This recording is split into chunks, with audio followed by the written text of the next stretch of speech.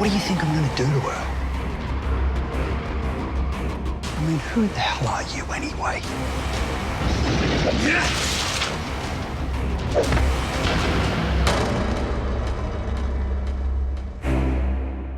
So Lady Terror is about a lawyer, and on one day he rescues a stranger from a potential mugging. She tries to repay the favour by asking him out, and then he falls for her. Unbeknownst to him, she has a master plan, where in her life she's plotting a murder, which unfortunately he becomes a part of. Seriously, we should kill him. The planet would be better off without him. The genesis of this project was interesting because, like, I've always been a fan of the suitcase movie. And I'd never done one, which is ironic because, you know, when you go and look at genre film, it's an old genre. And it's the suitcase that's got the gold, or it's got the money, or it's got the drugs, or maybe the bomb. And so that was sort of the antithesis for the concept. And then as I went down that rabbit's hole, it sort of led me back into the thrillers that I love. And so I devised this plot that I hadn't done before, and I hadn't really seen before. You know, I like films, road movies as well, that I wanted to incorporate. Films that inspired me, like Thunderheart, Red Rock West, even Thelma and Louise. So the character of Jake is your classic lead character, much like my other ones, but I guess a little bit more refined, a little bit older, and I don't know, just hopefully nicer to watch, you know, hopefully something fresh. And yeah, it's not a character that I've played before, but, you know, similar to some of the others. You married? Engaged. You happy? Not really. Cool, baby. So I'm playing Candace, and I guess you could say she's a bit of a femme fatale. So she's kind of got blinders on. So I think she's on her own mission, on her own journey, and I guess she kind of brings other people into it that might not know what they're kind of getting into.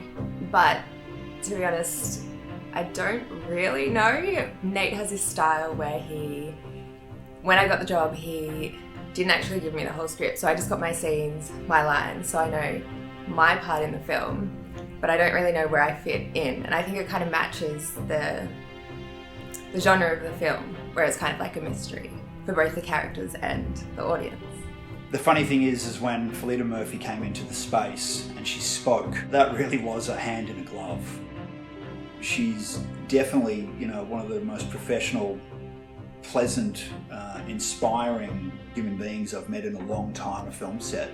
And having that, you know, sort of on-screen romance, it's always a tricky thing, you know, if you don't have that chemistry, it's just not going to work, the audience isn't going to buy it.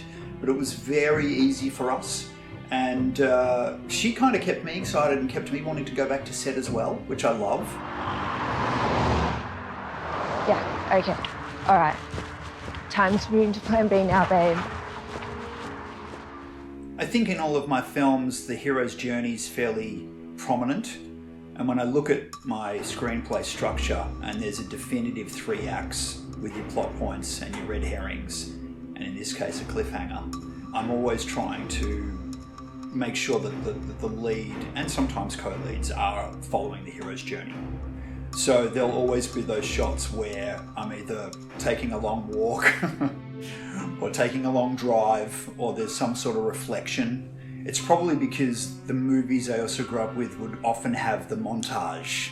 And I do love that. I love that point in the film where you're about an hour in and you know you're going to get all the answers in Act 3, but there's just a little bit of a time out. So I think, yeah, reflection's important. I think it's one of the key ingredients of an NHP film. As are locations, as are the hot car, the beautiful girls, the fight, the gunfight. You know, there's always action. There's always laughs. That's another thing that's important in my films. There's a lot of tongue-in-cheek. You've got to use what you've got to your advantage, I think, in any situation. Normally I do change cast and crew quite rapidly. In fact, nearly every film there'll be a new slate. But of late, I've really grown fond of Dear Taylor and Dan Bugeja. And they've been great. They've just really kind of understood my vision And I guess it was just with Dia in particular, almost like I don't have to really think, which is a really incredible thing, because you're almost acting out of ESP or something, because people came to me on set and said, where's the split monitor one day? And I said, I don't need it. I mean, it helps because I was acting, but we're in a groove, we're in a rhythm. Being the 10th film, I really wanted it to be a kind of an NHP thrill ride with some new blood, some old blood, and an action thriller that if you do like the sleuth films and your road movies and your heist movies, then this is definitely for you.